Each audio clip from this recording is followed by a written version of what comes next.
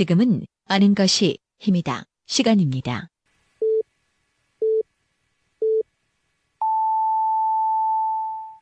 Welcome to the best podcast. Knowledge is power.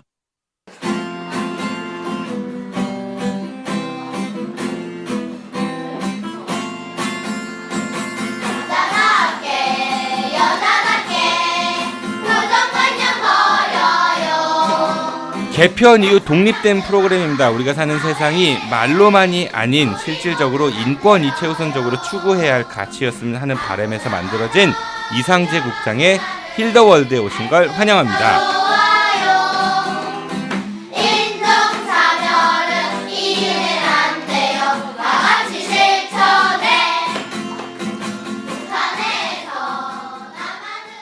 빅데이터로 완성한 가장 완벽한 수능 영단어 수빅복화.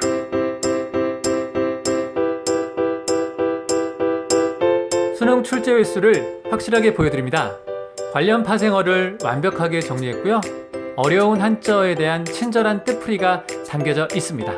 이제부턴 수능에 꼭 나올 단어만 외워주세요. 아빠 책 이름이 뭐였지? 수빅복화.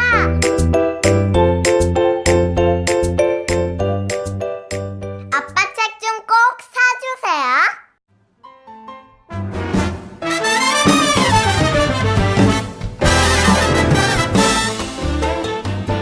안녕하세요. 관저동에 위치한 에드엠 실용음악학원입니다. 깔끔하고 넓은 합주시설부터 개인 연습실까지 최고의 시설과 최고의 강사진으로 참 음악 교육을 실천하고 있습니다. 인성과 실력을 겸비한 차세대 뮤지션을 양성하는 데 최선을 다하고 있습니다. 아울러 공연장을 함께 운영하고 있어 여러 방면으로 많은 경험을 할 수 있도록 노력을 기울였습니다. 예술고등학교와 예술대학교 입시를 전문으로 하며 작곡과 미디 보컬 레코딩 수업에 특화된 믿을 수 있는 실용음악학원입니다. 저희는 기타와 베이스, 그리고 드럼, 신디사이저, 색소폰, 작곡과 미디 이렇게 다양한 전공 과목을 지도해드리고 있습니다. 지금 바로 신청하세요. 그리고 꿈을 이루세요. 감사합니다. 문의전화 042-541-5337.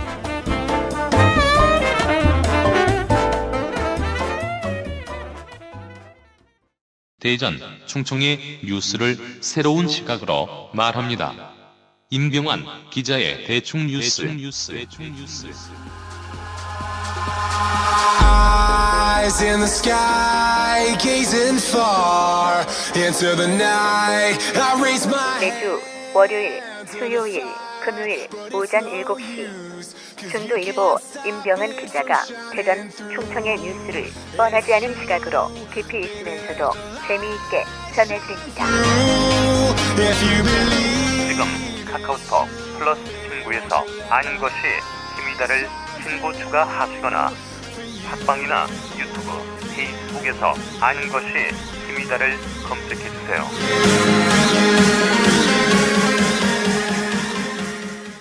저 멀리 통영에서 대전까지 와서 인권운동을 하고 있는 대전 충남 인권연대 이상재 국장 나오셨습니다. 국장님 안녕하세요. 네, 안녕하세요. 오랜만입니다. 네, 오랜만에 뵙겠습니다. 네. 그 프로그램이 이제 독립됐습니다. 일단 네. 축하드리고요. 네, 개편 이후. 네.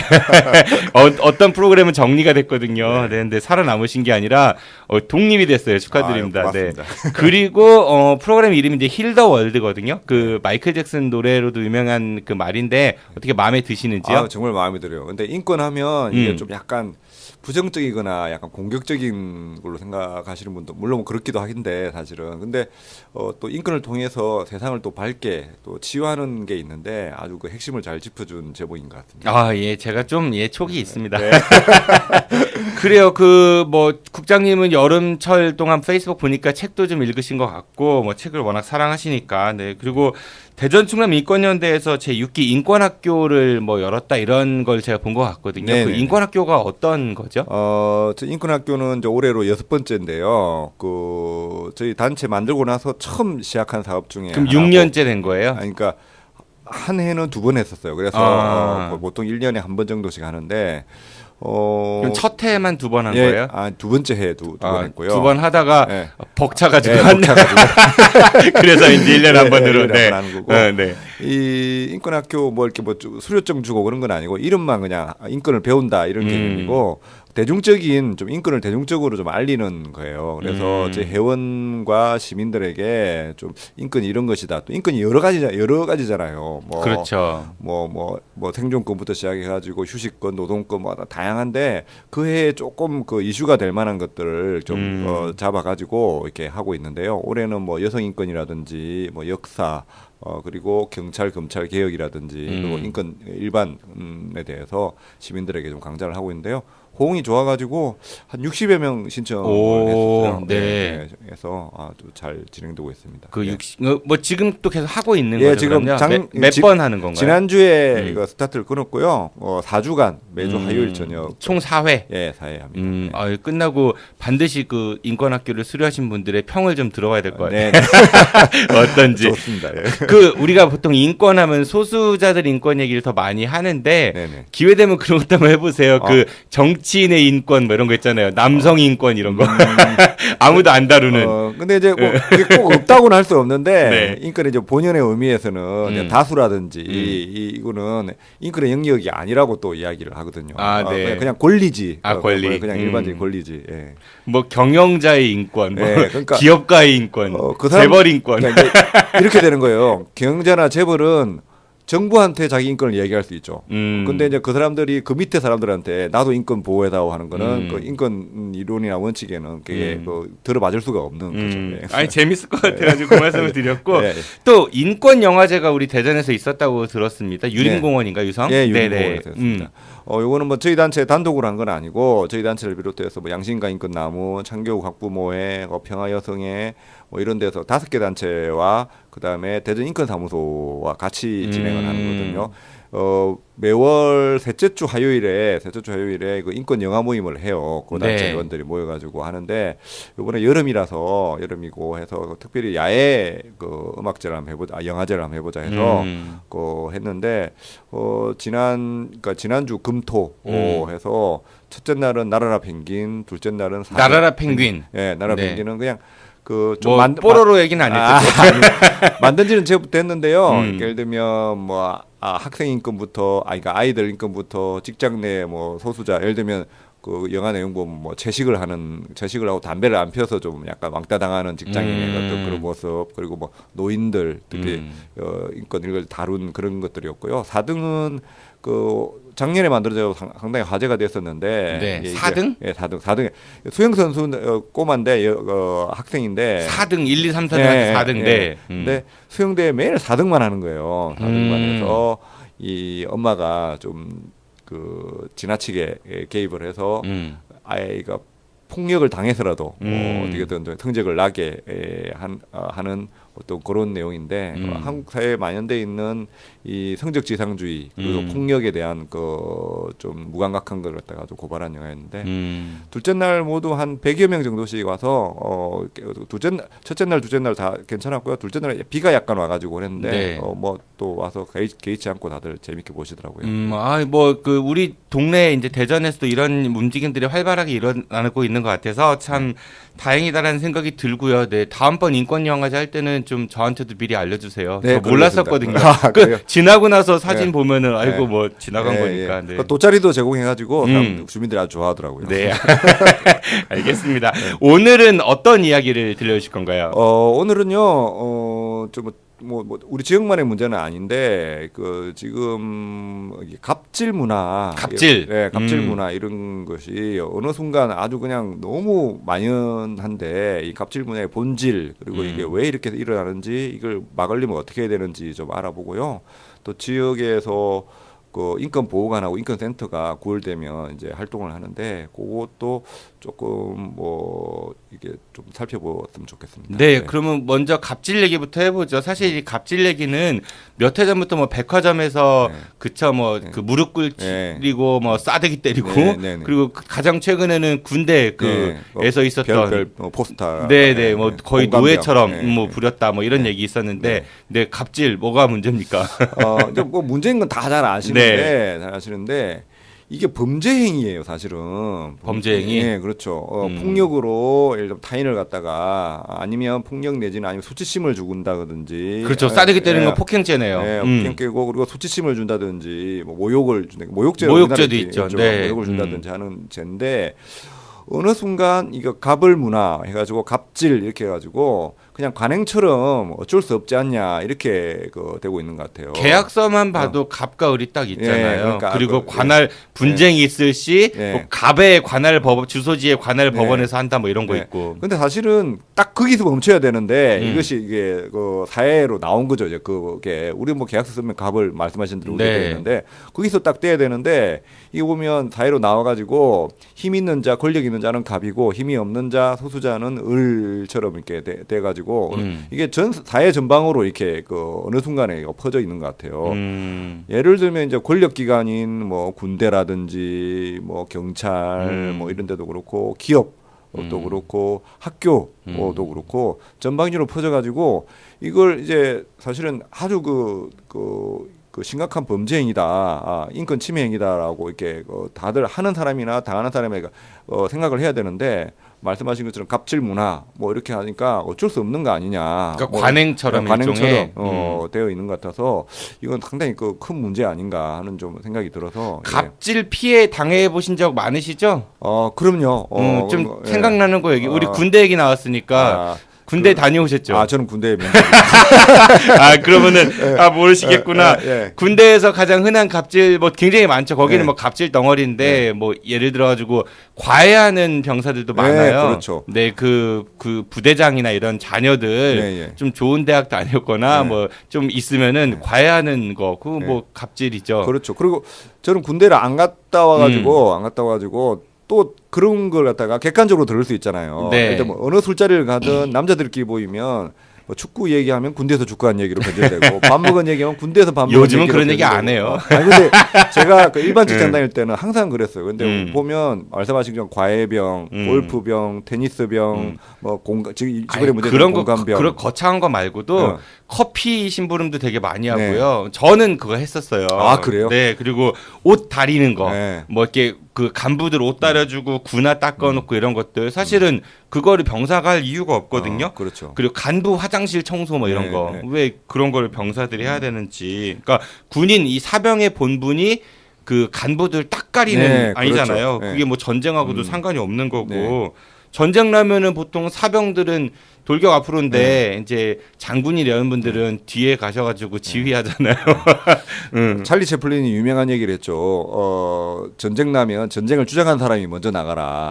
항상 주장한 사람은 안 죽고 애꿎은 젊은이만 죽는다. 맞아요. 그래서 지금 뭐 보수 진영이나 아주 극우 진영에서 뭐 북한 본때를 보여줘야 된다. 뭐 전쟁도 불사해야 된다 얘기하는데 그렇게 주장하시는 분은 전쟁 나면 제가 볼 때는 죽거나 다칠 위험이 없죠. 지금 당장 철책선에서 인계철선을 누르고 있는 이분들은 뭐 당장 그 생존의 위험에 처해 있는데 그런 얘기를 무책임하게 하는 건 좀 아니라고. 그것도 봅니다. 갑질의 일종 같네요. 그렇죠. 본인들이 이제 권력기관에 있기 때문에.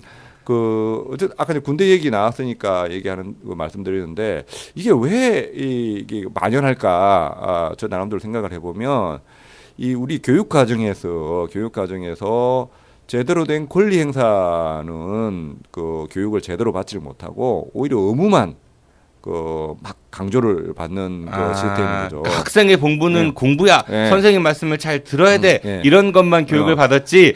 네가 학생으로서 어떤 권리를 주장해 이런 건 안 받았다.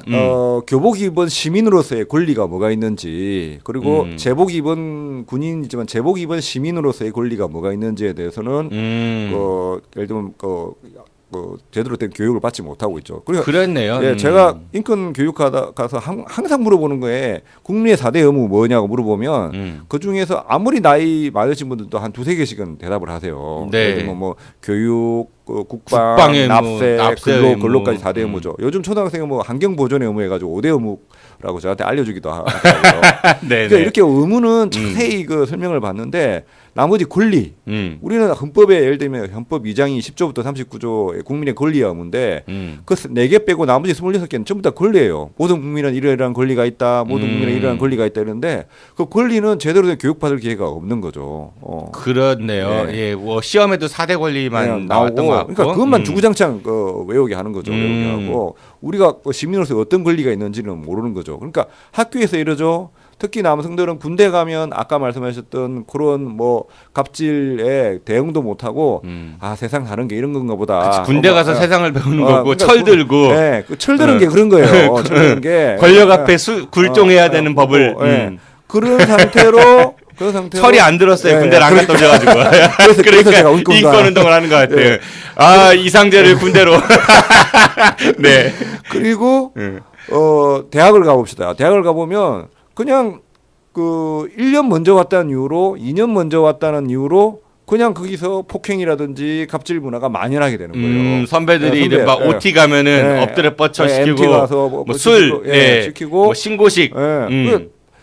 지석이 전당이라고 하는 대학에서 상상을 좀 할 수 없는 일이 매년 이제 벌어지는 것들이죠. 혹시 경험해 보신 거 있으세요? 아 저는 대학은 가셨죠? 아 그럼요. 네네. 저는 뭐 당해도 받고. 그러니까 뭐 당해 보셨어요? 아니 뭐 그 얼차려 같은 거. 얼차려 예를 들어서 뭐 엎드려 버쳐부터 저기서 오리걸음 뭐 이런 거. 쉬운 거 마셨네. 아 그렇죠. 뭐 그런 거 안 했어요? 화합주 뭐 이런 거 안 마셔봤어요? 가래찜 뱉고 담배째 신발 해갖고. 아 그렇죠. 그것도 뭐 드셔봤죠? 아 그럼요. 저희는 이제 그 전통 민속 관련 동아리인데 정확히 말씀 못 드리는데 어떤 동아리인데. 아 그럼 뭐 막걸리 됐겠네. 뭐진 같은 데다가 해가지고 그런 게 했죠. 그런 거부터 해서 이제 했는데 예를 들면 그런 게 해서. 군대를 안 간 여학생들이나 뭐 신입생들도 이런 게 어떻게 보면 체제 내야돼 버리는 거죠. 반항 못 하고 이게 왜 이렇게 너는 그런 고통의 과정을 겪었기 때문에 우리의 일원이 된다. 뭐 이렇게 강조하는 거죠. 그리고 나서 이제 직장을 가는 거죠. 직장을 가면 직장에서 말도 못하는 이제 상사들의 갑질이라든지 뭐 경영주라든지 아니면 뭐 소유주의 그런 거에 대해서 이미 체제 내화돼 있기 때문에 군대라든지 대학이라든지 이런 데 학교에서 내화되어 있기 때문에 더구나 또 여기는 또 이 돈을 주는 측이잖아요. 경영하는 측에서는 밥줄과 목줄을 주고 있죠. 있기 때문에 더 꼼짝 못하게 되는 거죠.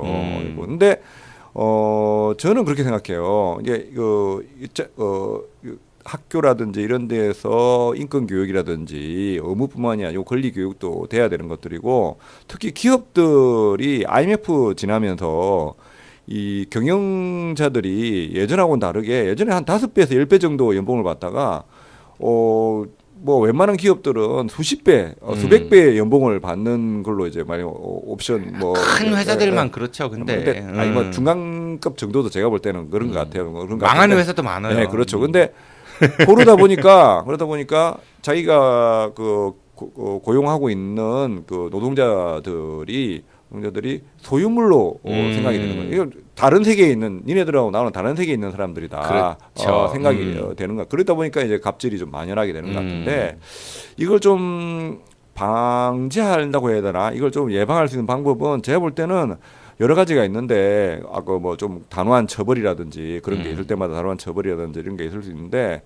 또 다른 대안 방법 중에 하나는 사회복지가 좀 확충이 돼야 될 것 같아요. 사회복지의 확충? 어떤 의미냐면 회사를 잘려도 예를 들면 노르딕 국가 스웨덴처럼 충분히 사회 보장이 되고 다른 직장으로 이직할 때까지 국가에서 좀 보장이 된다든가 그러니까 이런 것들이 인간으로서의 기본권을 누릴 수 있는 최소한의 그렇게 그런 되면 보장 장치가 그렇게 되면 뭐 굳이 이제 교육을 안 받더라도 내가 여기밖에 없나 하는 약간의 자신감도 생기면서 더구나 인간 이하의 갑질에 대해서는 뭐라고 좀 대응을 하지 않을까 생각이 좀. 근데 그런 얘기를 들을 때 일각에서는 사람이 그럼 게을러지고 결국 누가 일을 하려고 하느냐 그렇기 때문에 그거는 그 나라가 망하는 지름길이다 뭐 이렇게 주장하시는 분들도 있습니다. 그렇죠. 근데 이제 그걸 이제 반박하려면 뭐 한두 시간 가지고 안 되는데 딱 두 마디로만 반박해 보세요. 딱 두 마디. 하면 실정적으로 그렇게 하고 있는 국가가 그렇게 하고 있느냐? 예를 들면 방금 말씀하신 노르딕 국가가 게을러졌느냐? 아니거든요. 사람들이 그 본성이 물론 게으른 것도 있고 뭐 열심히 하는 것도 있지만 그 이 사회가 안정이 되면 자기 창발성이라든지 창의성이 이게 조금 더 확장된다는 것 갖다가 노래도 국가들이 보여주고 있는 것들이죠. 물론 그날도 문제가 많아요. 제가 볼 때는 뭐 그러니까 국장님이 평소에 존경하시는 네. 그 자유한국당 홍준표 대표 같은 경우는 그러다가 그리스 짱 난다 뭐 이런 얘기도 많이 했잖아요. 그리스는 막 그런 얘기 했잖아. 그리스가 아주 오해된 나라인데 그리스는 복지가 아까 말씀드린 노르딕 국가 스웨덴이나 뭐 핀란드 이런 데보다 훨씬 복지 보장이 적었고요. 규모도 작았고 그렇게 망하게 된 이유는 흥청망청 투자를 해가지고 투자 실패 된 거. 우리나라 IMF 때 그 외환 위기 온 것처럼 그렇게 된 거지 실제로 뭐 그거는 큰 상관이 없다고 그런 것도 있다 하더라고요. 그리스가 이제 유로존에 들어오면서부터 그러니까 뭐랄까 영국이나 프랑스나 독일의 경제와 그리스의 경제가 격차가 상당히 큰데 우리도 예를 들면은 강원도의 경제와 그다음에 수도권의 경제의 규모가 다르잖아요. 근데 그걸 1대1로 딱 치환시켜 버리니까 당연히 강원도 경제가 파탄 날 수밖에 없는 거죠. 뭐 그런 경우였다라는 말도 있더라고요. 그러니까 그리스 이제 같은 경우는. 현상적으로 그러다 보니까 이제 공무원 연금 줄여야 되고 뭐 사회복지를 줄인 건데 그리스 사람들이 그래서 막 시위하고 뭐 아주 격하게 시위하는 모습을 보여주면서 나라 꼴 저렇게 된다 이야기되는데 그러니까 최악의 상황만 놓고 비교를 하는 거지. 그러니까 공무원 연금 수준이나 이런 것들이 그렇게 높은 수준도 아닌데 거기서 더 깎아버리니까 문제가 됐던 거죠. 예. 이 갑질이 군대 말고도 아까 뭐 직장도 말씀하셨지만은 이게 줄 서는 훈련을 우리가 한 거죠. 그래야 살아남는다. 그렇죠. 그게 살아가는 법이고 그걸 아는 게 철드는 거고 이런 식으로 우리가 숙이는 먼저 이렇게 눈치를 봐야 되는 그런 걸 사회에서 배웠던 것 같은데 경찰 같은 경우도 보면은 글쎄요, 뭐 경찰은 민중의 지팡이 이런 이야기 하잖아요. 그리고 그 수많은 경찰관 분들이 시민의 안전을 위해서 열심히 일을 하시고 계시지만은 또 한편으로는 일반 사람들에게 이 느끼는 경찰은 무서운 존재입니다. 왠지 나를 감시하는 것 같고 특히 의경 같은 경우는 가면은 시민을 도와준다라는 그 느낌보다 이게 뭐 시위 진압하고 교통 딱지떼고 뭐 잘못하면 이런 생각이 더 많은 것 같아요. 일단 전업경 제도는 아마 2020년인가부터 없어질 제도 그리고 법적 근거가 의경이 시위를 막아야 될 법적 근거도 없는데 그동안 약간 편법적으로 운영되었던 것도 좀 있고요. 그리고 오늘 그 뉴스 나온 거 보니까 경찰에서 이쑤시개 금지 이렇게 나와 있더라고요. 이쑤시개? 금지. 그게 무슨 말인지 아시겠어요? 이쑤시개는 이쑤. 네. 경찰에서 이쑤시개 금지인데요. 모르겠습니다. 줄임말이 아니요, 그냥 이쑤시개예요. 찌르는 거? 네, 이쑤시개로? 그게 뭐냐면 이쑤시개 예를 들면 그 경찰 간부가 밥 먹고 나오면 이쑤시개라든지 물을 들고 있는 조폭이네. 있는 조폭들 거예요. 보면 형님들 딱 그렇죠. 앞에서 기다려요. 근데 이게 웃기죠. 근데 경찰에서는 그게 일반 상식처럼 이렇게 운영이 되었던 거예요. 그리고 일본 말로 요지금지. 예, 그렇죠. 그리고 그 숙소도 간부용 다 다르고 그리고 심지어 목욕탕도 간부용하고 비간부용이 따로 있어요. 그럼 뭐 그 감이 어떻게 간부와 그게 자체가 말이야. 아니 몸 벗으면 다 똑같은 사람이고 그런데 대학교 가도 학교 교직원 화장실 있고 학생 화장실 다 있잖아요. 저희들 주장하는 건데 예를 들면 여선생님이 적은 학교라든지 이런 데서는 뭐 따로 뭐 할 필요가 있기는 한데 그 문제는 뭐냐면 학생 화장실하고 교사 화장실하고 시설이 달라요. 교사 화장실에 가면 비데도 설치되어 있고 좋은 냄새도 나고 막 하는데 학생 화장실 가보면 문짝도 다 떨어져 있고 이런 경우가 꽤 많거든요. 지금은 많이 개선이 됐다고 합니다. 그럼에도 불구하고 그 자체가 좀 말이 안 된다 생각. 그것도 사실은 이제 아이들이 교사와 다른 존재, 우리는 이런 취급을 받아도 되는 존재로 또 교육받는. 왜 스승님의 그림자를 밟지도 말아야 되는데. 스승님 그림자 밟아도 되고 제가 생각할 때는 되고 화장실은 뭐 같이 가서 뭐 일보는 건데 거기서 왜 어른하고 창피하니까 민망하고 그래서 그렇지. 약간의 선생님들은 뭐랄까 신비주의까지는 아니어도 그런 거 있잖아요. 국장님처럼 오늘 녹음 오시자마자 휴지 내놓으라고 하는 거.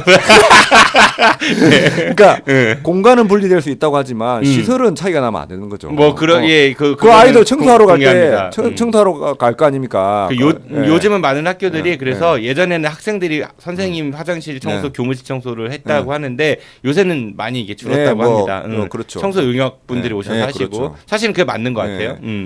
그리고 그러니까 경찰이 그런 상황이에요. 그런 상황이고 이 간부하고 밑에 그리고 또 거기서 일하는 의경들의 그 디지털거리 문화가 아직까지도 만연해 있고 심지어 어느 정도였냐면 얼마 전에 그 저랑 그 연대하고 있는 서울에 있는 인권연대 오창희 국장님이라고 있는데 그분이 요번에 이제 인권학교 강의도 오시는데 그분이 경찰 개혁을 위한 토론회를 가셨대요. 토론회를 가서 이제 1부 끝마치고 2부 쉬는 시간 중에 화장실 갔다가 나오는데 누가 손수건을 들고 있더래요. 수건을. 그러니까 간부님이 화장실 가니까 물 닦으시라고 물 닦으시라고 들고 있더라는 거예요. 이야. 그래서 그 2부 토론회 시작하자마자 아직도 이런 문화가 방금 쉬는 시간에 내가 목격을 했다 하니까 그 당사자인 그 간부분이 앉아 있다가 얼굴이 벌개져서 나가시고 이랬는데 이게 한번 생각해 보세요. 지금 그런 이쑤시개 나이트클럽도 아니고 나이트 가면 왜 바카스 주고 목 주물러주고 많이 가보셨군요. 아니요. 영화 보면 많이 나오잖아요. 왜? 그런 데는 예를 들면 그렇게 하고 나면 5,000원이나 10,000원을 줘야 돼요. 많이 가보셨군요. 아니 영화에 나오잖아요. 영화에 돈 주는 그러네. 그렇죠. 이병헌 나왔어요. 내부자들 만 원 안 주면 못 나가요. 딱 긁고. 그런데 여기는 그러지도 않잖아요. 그러지 않고. 그런데 경찰 개혁을 위한 토론회에 왔는데 쉬는 시간에 이제 그런 짓거리를 하고 있는 거죠. 그러니까 그런 게 요식행위로밖에 안 보일 수밖에 없다 이렇게 생각이 들 수도 있지. 그러니까 이게 왜 갑질 아까 뭐라 했는데 이게 하는 사람 입장에서는 너무 당연하게 생각을 하는 거고 한 발짝만 물러서 보면 이게 말이 되는 문화냐 이렇게 생각이 되는 거죠. 난 정치하시는 분들도 요즘에는 좀 빈도수가 줄었다고는 하지만 그래도 차 문 다 열어주잖아요. 그렇죠. 자기는 손 없어. 그렇죠. 뭐 국민을 섬긴다며. 그러면 그 수행비서들도 국민인데.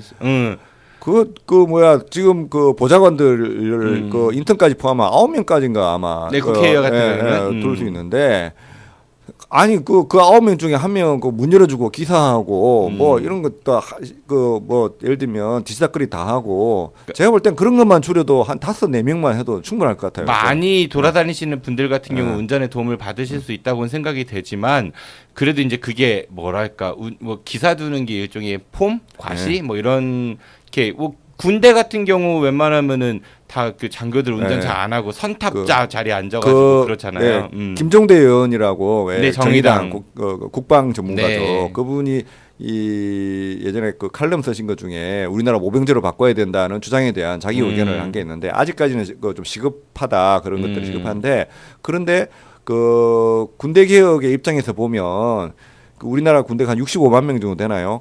그 중에 비전 투병이 거의 줄었을 거예요. 한 60만 명이라고 봐도 그 중에 비전 투병이 절반 정도 된대요. 그러니까 전쟁 나면 바로 총을 들 수 있는 사람은 바로 총을 한 30만 명. 그걸 스포트 하는 사람들 아까 얘기했던 뭐 공감병부터 시작해가지고 뭐 이발병, 오무병 같이 해가지고 그런 병사들이 절반 가까이 된다. 근데 사실은 그런 구조를 바꾸면 모병제도 장기적으로 고민해 볼 수 있지 않나 이런 생각이 하는데 또 앞으로의 군대는 사실 총 들고 나가서 싸우는 전투보다 요새는 뭐 전략 시뮬레이션 이런 거 많이 하잖아요. 그렇죠. 그러니까 아무튼 우리 사회의 군대, 경찰, 뭐 학교 저희 며칠 전에 이제 성광진 그 소장님의 삼천교육대라고 새로 만든 프로그램인데 근데 성광진 소장님한테 연락이 왔어요. 그게 전두환 때가 연상이 돼서 주변 몇몇 분들이 그거 이미지 베리는 거 아니냐. 저도 약간 바꿔달라 이런 저는 바꿀 생각이 없습니다. 아니 얼마나 좋은 이름이야. 아니 누가 그렇게 생각을 하겠어. 우리 재밌다고 생각하는 거지. 아니 그 국장님도 그거 딱 듣고 성광진이 전두환 파야 이런 생각 안 들 거 아니에요. 아니 근데 이게 뭔 내용인지 듣고 싶죠. 사실. 그러니까 그게 중요한 거 아니야. 근데 그렇죠. 우리 그 삼천교육대에서도 그런 얘기 했거든요. 학교 내에서 회의 문화 뭐 너무 이제 선생님들 위주로 가고 딱 주어진 대로 간다. 그것도 일종의 갑질인 것 같다는 생각이 들기도 하고 이런 갑질 문화 사실 갑질 문화라고 표현하기보다는 일종의 범죄이고 사회에서 인권침해. 그리고 인권 침해이고 이걸 해결하기 위해서는 아까 말씀하신 처벌도 필요하지만 그것보다도 일단은 기본권이 국가에서 좀 우리 국민들이 최소한의 그런 인격의 존엄성을 유지할 수 있는 그런 보조적 장치가 마련돼 있다라고 하면은 좀 개선될 수 있지 않을까 그런 말씀을 주셨어요. 그리고 이제 두 번째로 주제를 주신 게 대전시에서 이제 이번에 인권보호관을 신설한다 뭐 이런 이야기를 지난번에도 한번 해주셨던 것 같은데 뭐 그 얘기를 좀 해준다 했습니다. 그 인권보호관이 이제 신설이 되고요. 그다음에 지난번 방송에도 말씀드렸지 인권센터도 저 YMCA라는 민간 법인에서 네. 위탁받아가지고 9월 1일부터 정식 그 운영이 됩니다. 왜 YMCA에서 그거를 해요? YWCA에서 안 하고? 지금 이게 어떤 맥락인가요? 공모를 했는데 YMCA가 뭐 우수한 성적으로 아마 선정이 된 모양이에요. 예, 다른 인권 보호관의 관은 사람인 거 직책인 거죠. 그러니까 우리가 무슨 주무관 뭐 이런 관처럼. 그렇습니다.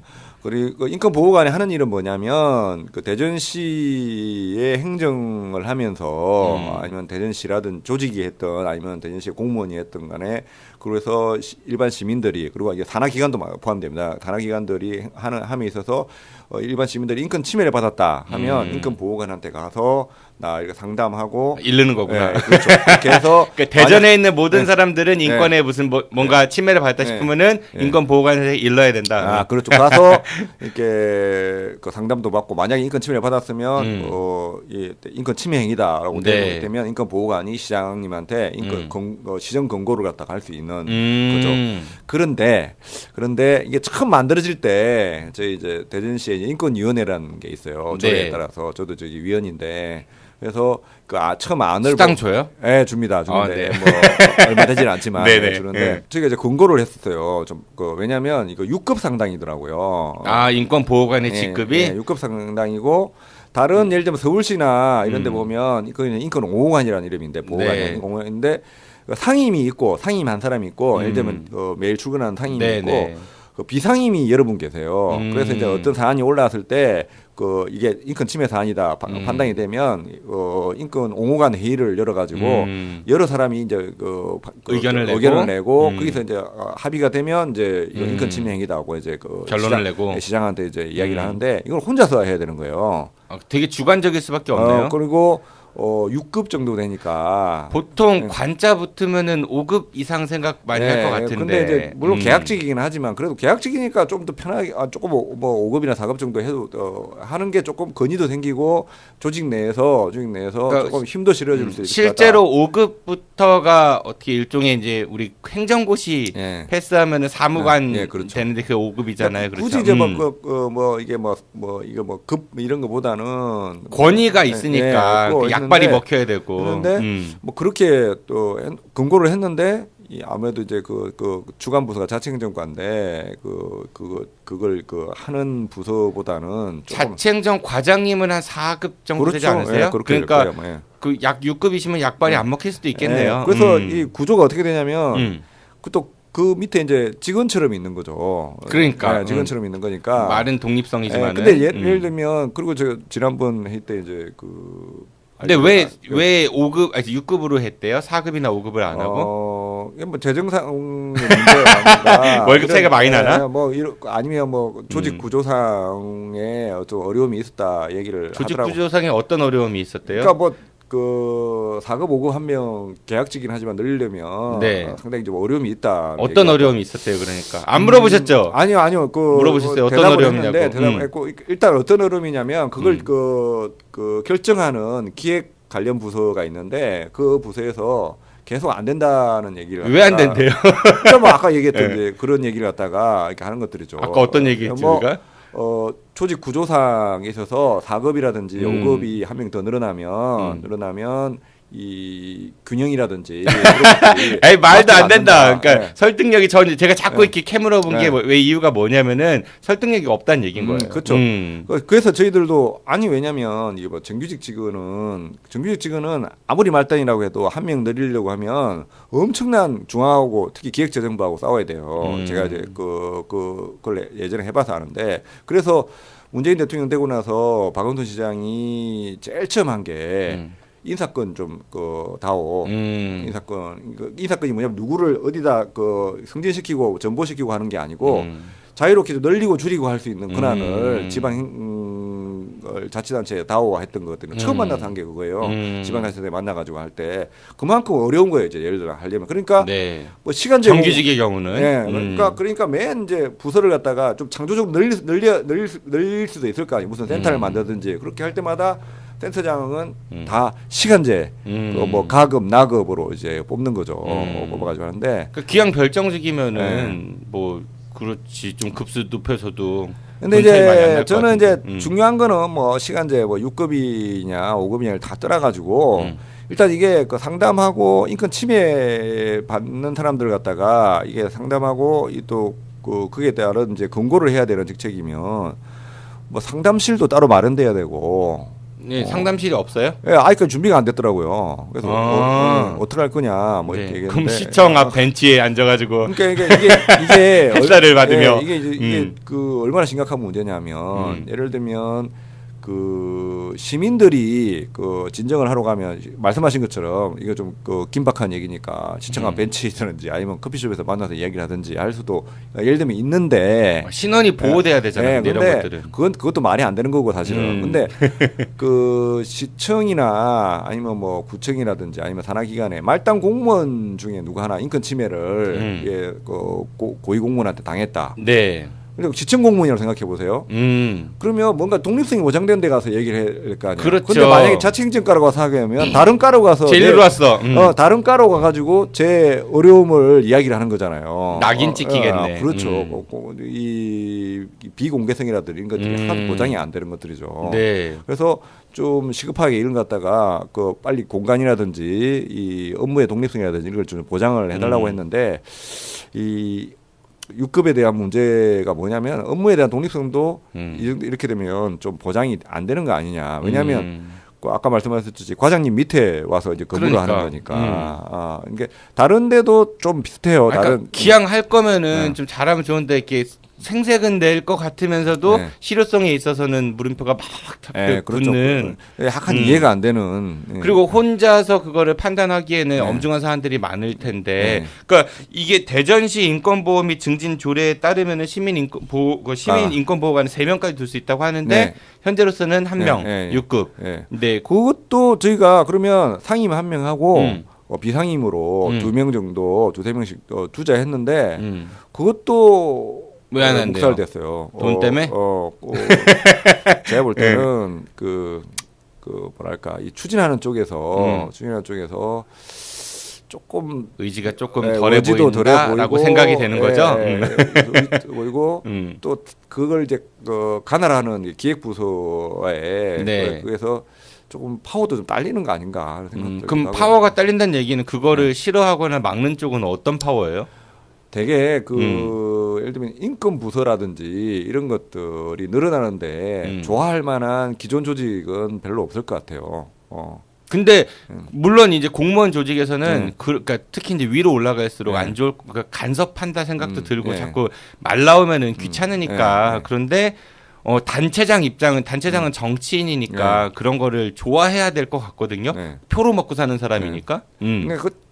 왜 개그 프로그램 보면 보셨는지 모르겠지만 뭐 얘기하다가 뭐 대답하면 네가 딱 거기까지다라고 얘기하는데 대전시 수준이 딱 거기까지 아니에요. 그냥 만들어 놓는데 이 내실은 별로 다져지지 않은 지금 상황이 그런 상황 아닌가 하는. 그러니까 좋게 보면은 뭔가를 시도한다는 거는 좋은 평가지만은 기왕 할 거면 잘해야 되는데 딱 거기까지만 하는 거 같다. 딱 거기까지. 예를 들면 좀 긍정적인 측면에서 보면 지금 인권센터는 전국에서 처음으로 민간 위탁을 한 거거든요. 그거는 반가운 거네요. 얘기예요. 왜냐하면 업무의 인권 같은 경우는 되게 업무의 독립성이 아주 중요한데 그동안의 인권센터는 되게 직영으로 말씀하신 인권보호관 아까 두듯이 직영 아래에다 두고 했거든요. 그러니까 뭐 자치행정과장이라든지 뭐 국장의 지휘 관할을 받을 수밖에 없는 구조였는데 지금은 어느 정도 독립성이 좀 보장된 측면에서는 상당히 환영할 만한 일이고. 그럼 그 센터에서 하는 일이 인권보호관하고 겹치지 않아요? 아니요.